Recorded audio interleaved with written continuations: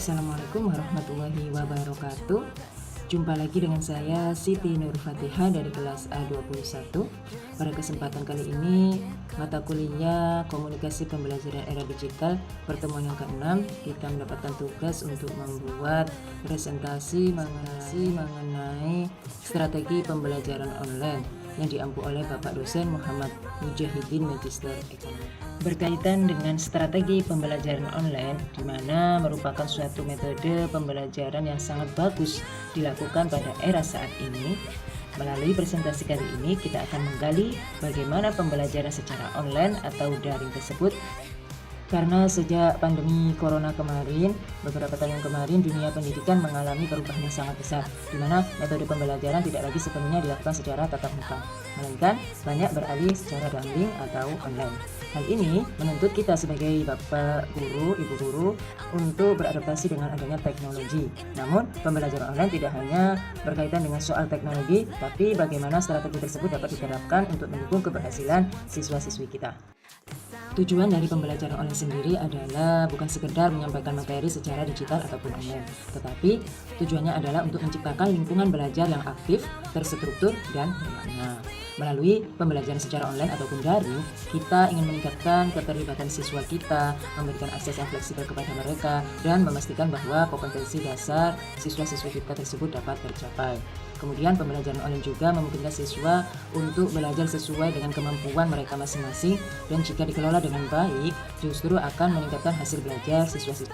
Lalu bagaimana strategi yang efektif untuk pembelajaran online?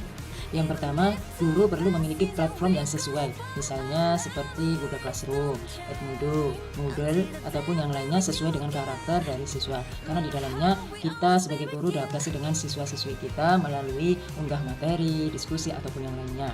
Yang kedua, dengan integrasi media interaktif sangatlah penting, seperti adanya video pembelajaran, simulasi digital, hingga kuis interaktif agar siswa tidak merasa bosan ataupun jenuh.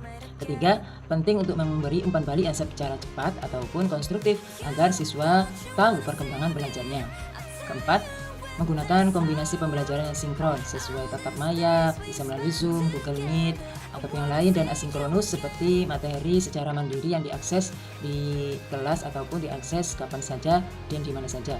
Ini akan menyeimbangkan kebutuhan siswa yang berbeda-beda.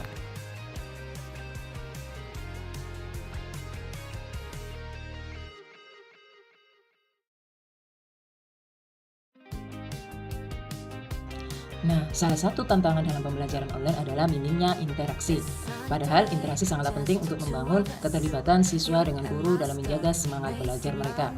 Strategi yang bisa diterapkan antara lain dengan membuat forum diskusi di platform pembelajaran. Kita bisa menggunakan breakout room untuk kerja kelompok atau diskusi di Zoom atau di Google Meet ataupun di Classroom, serta menyisipkan ice breaking digital seperti berupa games, kuis yang ringan untuk mengurangi rasa jenuh atau bosan para siswa-siswi kita. Dengan begitu kehadiran guru akan secara aktif menciptakan rasa rasa ditemani, anak-anak kita itu ditemani, tidak merasa bosan walaupun proses belajar mengajarnya melalui jarak jauh. Berbicara mengenai evaluasi pembelajaran secara online, evaluasi tetap menjadi komponen yang sangat penting dalam pembelajaran baik itu daring maupun luring. Kita bisa menggunakan berbagai alat bantu digital seperti yang lagi banyak sekali sekarang ya, Google Forms, Quizzes, Kahoot, ataupun yang lain yang berbentuk kuis ataupun game ataupun tes-tes yang lain.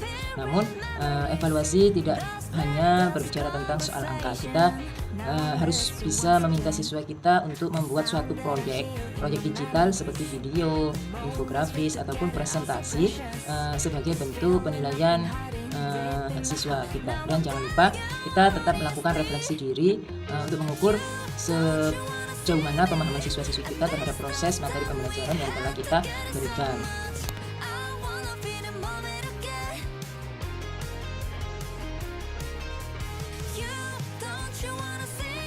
Mengenai tantangan dan solusi dalam pelaksanaannya, namanya pembelajaran daring online tentu tidak lepas dari namanya tantangan. Beberapa yang sering kita temui antara lain, yang pertama adalah keterbatasan sinyal internet ataupun jaringan. Yang kedua, adanya kurangnya motivasi belajar dari siswa tersebut atau siswa itu sendiri. Yang kemudian yang ketiga, kesulitan orang tua dalam mendampingi siswa-siswi atau anak-anaknya. Namun, setiap tantangan selalu ada solusinya. Kita sebagai guru dapat menyesuaikan jadwal anak-anak peserta didik kita agar lebih fleksibel, menyediakan materi bagi siswa yang kesulitan akses internet melalui akses tatap muka ataupun luring, bagi siswa-siswi kita yang terkendala keterbatasan jaringan ataupun internet. Kemudian dengan menjalin komunikasi yang insentif dengan orang tua, mereka akan mengerti dan mau mendampingi anak-anak mereka di rumah. Dengan pendekatan yang kreatif, itu sangatlah penting agar pembelajaran tetap berjalan dengan baik walaupun dalam kondisi yang terbatas ataupun dalam kondisi jarak jauh. Sebagai penutup, pembelajaran online adalah suatu peluang sekaligus juga tantangan. Karena dengan strategi yang tepat, guru dapat menciptakan suasana belajar efektif, menyenangkan, kondusif, dengan kunci utama yaitu adaptasi, inovasi, dan konsistensi, di mana peran guru tidak tergantikan dalam membimbing, memotivasi, dan mengevaluasi proses belajar siswa-siswi bahkan dalam dunia digital sekalipun. Mari terus belajar, berinovasi untuk memberikan pengalaman belajar yang terbaik bagi generasi masa depan. Terima kasih, mohon maaf atas segala kekurangan. Wassalamualaikum warahmatullahi wabarakatuh.